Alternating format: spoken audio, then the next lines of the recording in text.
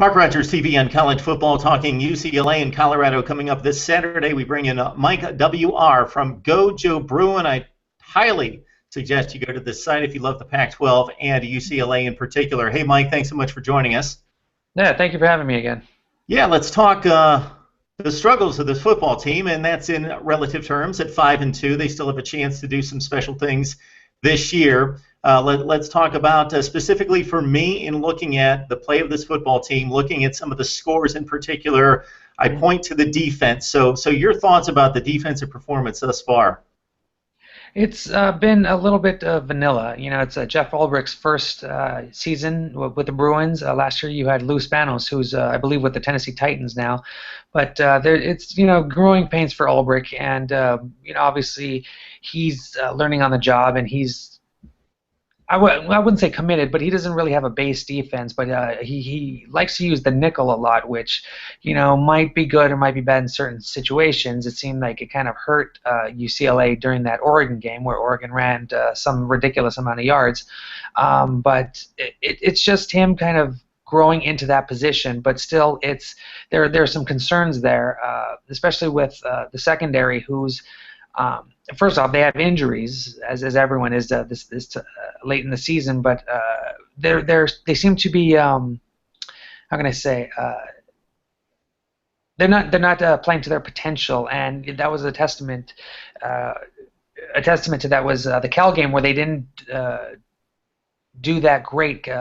Jared Goff put up a lot of yards on UCLA, as he does, and it seemed to hurt the Bruins a bit. But luckily, the secondary were the ones that actually came out with a big play at the end, as Marcus Rios intercepted the ball within the last minute, I believe it was. So it's just kind of growing pains with that. On the linebacking unit, Miles Jack and Eric Kendricks, they're doing a lot, but they can't do everything, and it seems like they're maybe experimenting a little bit too much with other things, but you can see in certain games, especially around passing teams, there are a lot of gaps that aren't being covered, and it's getting teams basically a lot of yards on UCLA. But one thing I do like is that they're not a team that's big on getting sacks, but lately, especially in the game against Cal, the defensive line did a lot better, especially the new guy who's been with the team for about a month now, I think, Tackers McKinley, who's looking like a really good pass rusher. Didn't get any sacks, but he got pressure on the ball, and so did Owa Magwe Odigizua and Ellis McCarthy, who each had at least one tackle for a loss. So things are getting better, but it would be nice for them to start out hot, but better late than never. They're 5-2 and only they're 3 games above 500 in a tight South Division race. Mike, 36 points against Cal, but then again, everybody scores tons of points against Cal, so that actually might be a low figure. If you go back to the previous game against Oregon, only 10 points, somewhere in that 10 or 12 minute mark in the fourth quarter before they tacked on some points and tried to make a comeback. Your assessment of the offense, starting with Brett Hundley and taking us through the entirety of it. The offense is they're doing really well. They just cannot finish, especially in that Oregon game. In the first half, you saw UCLA have some really good drives, but they had a missed field goal. They had an interception. They had a fumble that took the ball down to the Bruins 13, and Oregon, Marcus Mariota's quarterback scored on a run, and everything just kind of fell apart at that point. Now, the inconsistencies and turnovers are really bad, and they need to get a hold of that. That and penalties. Penalties are still killer. They don't seem to be as bad, but once, you'll see that in the next couple of games, they'll just be dumb penalties, and UCLA needs to check that. But the team has actually improved, especially the offensive line, which had a lot of injuries and a lot of inconsistencies. One of the big things was Malcolm Bunch, the transfer from Miami. He has not been doing as well as he should, I guess. He got pulled during the Oregon game for Connor McDermott, and in the Cal game you saw Bunch moved from tackle to guard while McDermott handled the tackle spot.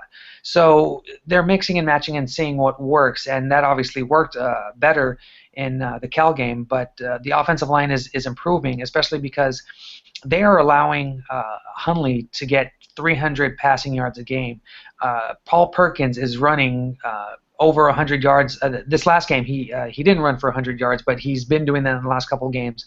Hundley is getting up to nearly 100 yards rushing per game. So it's finally working. They're getting the job done. It's better late than never, but it's slowly improving. It's just the inconsistencies and penalties and dumb plays are overshadowing, the good that UCLA is actually doing.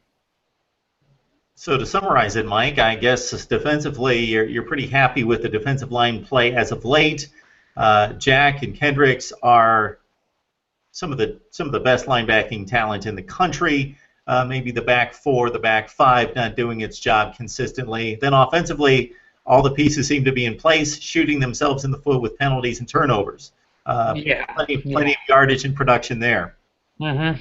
Yeah, an interception and 2 fumbles in the last game. Hundley had an interception against Oregon, pick 6 against Utah. It's, Hundley has at this point in the season, the last 2 seasons, he's done worse with interceptions, but these are just crucial and just really badly timed.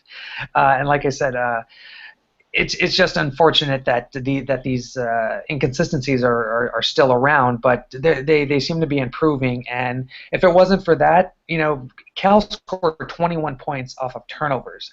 So you take that, what is that?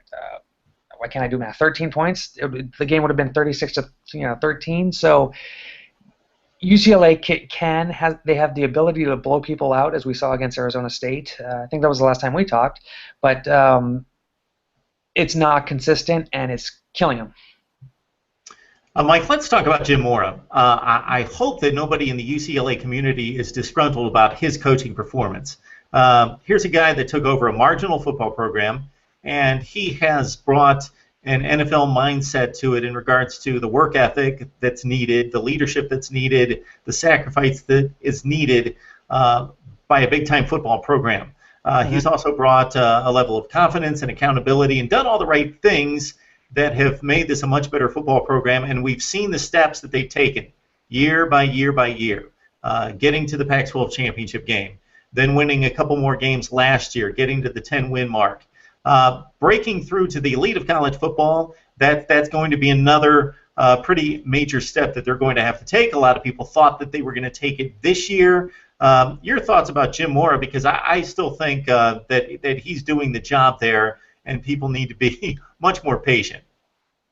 Yeah, I definitely like him, and I like what he's doing, and he still obviously has the same coach speak of take every game one game at a time, don't look towards the next game. And there was talk about that. Maybe UCLA was looking to Oregon during the Utah game, and they lost confidence there. The Bruins play Colorado this weekend, and they're at the bottom of the Pac-12, so are they going to be looking forward to the next game against Arizona? I actually think they won't, just because they've already experienced something like that. They have 2 losses. Their backs are against the wall, basically, if they want to stay alive in the Pac-12 South. So Mora's going to have them focused and ready. There has been a lot of talk about if his coordinators are not getting the job done. Is Clem doing a good job with the line? Is McClure doing a good job with the other line? Is Mazzoni doing enough for the offense? But personally, a lot of people think he has a conservative type of play call, especially lately. And obviously, you don't want to re-injure Hundley with that elbow injury that he took, the hyperextension that he took in Texas. So I can understand some caution there, but at the same time, he has done some things that are pretty genius and have gotten UCLA points on the board. Does it need to be better? Yeah, I believe so. On the defensive side, as was talking about earlier, Jeff Ulbrich, he's having some growing pains, and it seemed like after the Utah and Oregon games, everyone wanted him fired, and that's just ridiculous to think that someone would get fired in the middle of the season. Reevaluated at the end of the season, that's something completely different. Now, if he can somehow manage to break down the rest of the opponents, I doubt he's going anywhere. But there might be a chance that Mora does reevaluate his coaching staff. He obviously wants to recruit the best players. I'm pretty sure that he wants to recruit the best coaches to take UCLA to that elite level. Mike, you bring up the Colorado game coming up this Saturday. The Buffs have been riding under the radar nationally for quite a long time, so unless you're an ardent Pac-12 supporter and follower, top to bottom, you're not going to know a whole lot about Colorado. What do you have for us on the Buffs? Well, I'm still doing a little bit of mice research, but basically they have a really good quarterback, Sifu Luafau, who he's doing a pretty good job.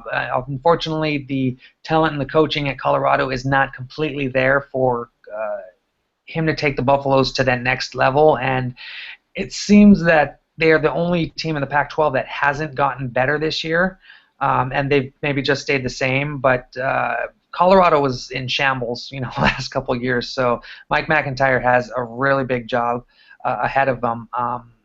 He's already won, a few games that he should, but now he just needs to do what Utah's doing and finally get into that Pac-12 mindset and start destroying people. But it's clear that in Colorado it's going to take a little bit of time. But I do like what their quarterback is doing. He's pretty mobile. He has good vision. He just needs more tools around him. Mike, you mentioned the Arizona game coming up in a couple weeks. We see what the Wildcats are capable, going to Oregon, playing rather well, winning that game against the Ducks. Ducks beat up on the offensive front at that point, but still winning at Oregon, a huge accomplishment. And then also, if they would have made a field goal, beating USC at home. So you got that Arizona game. You've got a Stanford game to conclude the season. That's despite the Cardinal losing 3 games, we know they're rock solid on defense and very capable. And USC. So 2 losses already, 3 more very difficult games to play. What are your prospects for this UCLA team? Obviously, with all teams, some of them match up better than others. I could see earlier in the season, the USC-Stanford game, those are just 2 kind of smash-mouth football teams who just went at each other with a low-scoring game, and obviously it came down to special teams, so stuff like that is a really big factor. So with Arizona coming up, I think UCLA will be ready for that. It's also going to be a homecoming and a big event, especially with UCLA busting out this year's alternate uniform, the LA Steel, very very sleek, smoky gray. But obviously that's not going to win game. What is them cutting consistencies, because if it wasn't for all the penalties, the turnovers, UCLA could be a very dangerous team, and they probably could have taken to Oregon, done something about Utah, and even blown Cal out of the water. So knowing that, they just have to be a little bit smarter, clean that up, and they should be okay. I mean, obviously, you don't want to see that you have USC in the future, you have Stanford, because you're going to take it one game at a time. You're not going to start preparing for UNC and Stanford. Right now you have to put your personnel in place to take on Colorado and what they have. And like I said before, I doubt that they're going to be looking past Colorado, especially because if they go into Folsom Field and lay an egg, they're out of the Pac-12 South race, it would seem.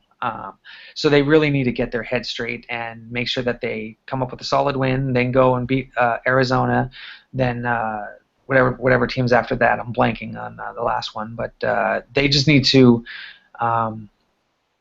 solidify their game plan and execute and not make dumb mistakes. That would be key. We're joined by Mike W.R. You can find him on Go Joe Bruin, the UCLA website there that just has some extremely smart analysis, some great stuff right there. So we love the website there. Mike, thanks so much for joining us. I appreciate it, because I got to tell you that I'm fascinated by this football program.